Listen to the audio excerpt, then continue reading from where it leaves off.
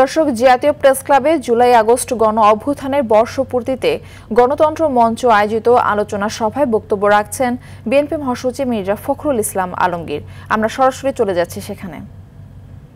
৬০ লক্ষ মানুষের বিরুদ্ধে মিথ্যা মামলা হয়েছে, প্রায় ১৭০০ মানুষ গুম হয়েছে, আমাদের হাজার হাজার মানুষ নিহত হয়েছে এবং সব শেষে প্রায় ২০০০-এর উপরে তরুণ শিশু কিশোরকে হত্যা করা হয়েছে। এবং ফাইনালি আমরা আপনার এই ভয়াবহ ফ্যাসিস্ট হাসিনার পালিয়ে যেতে বাধ্য হয়েছে। আমরা একটা সুযোগ পেয়েছি নতুন করে বাংলাদেশে একটা গণতান্ত্রিক ব্যবস্থাকে প্রতিষ্ঠিত করবার।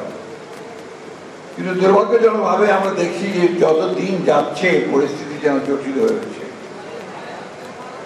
আমার কাছে যেটা মনে হয় যে এই যত দিন যাচ্ছে ততই যারা গণতন্ত্রে বিশ্বাস করে না, যারা জনগণের অগ্রযাত্রায় বিশ্বাস করে না, যারা একটা শোষণহীন সমাজ গড়ে ওঠার যে রাজনীতি, সে রাজনীতি বিশ্বাস করে না, তারা আবার জোট পাকাচ্ছে। আমার ক্ষেত্রে মনে হয়েছে যে ফ্যাসিস্ট শক্তি যাকে আমরা বিচারিত করতে সক্ষম হচ্ছিলাম, তারা ভেতরে ভেতরে আবার সংগঠিত হচ্ছে এবং ক্ষমতা ফিরে পাওয়ার চক্রান্তে লিপ্ত হয়েছে।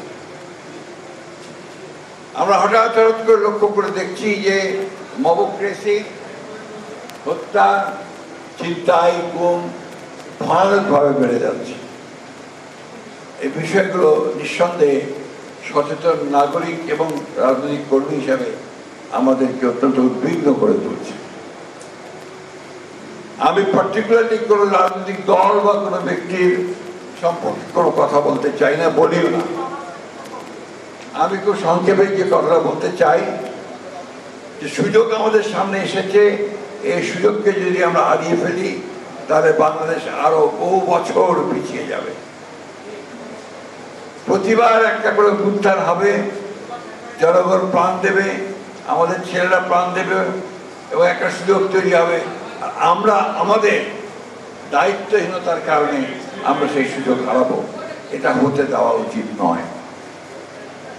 আমি এই সরকারের প্রতি আহ্বান জানাতে চাই যে আপনারা দয়া করে, বহুবার বলেছি, আবারও বলছি, যে কাল বিলম্ব না করে যত দেরি করছেন ততই কিন্তু পরিস্থিতি আরো গোড়াতে হচ্ছে।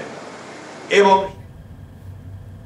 দর্শক, এতক্ষণ শুনছিলেন বিএনপি মহাসচিব মির্জা ফখরুল ইসলাম আলমগীরের বক্তব্যের কিছু অংশ।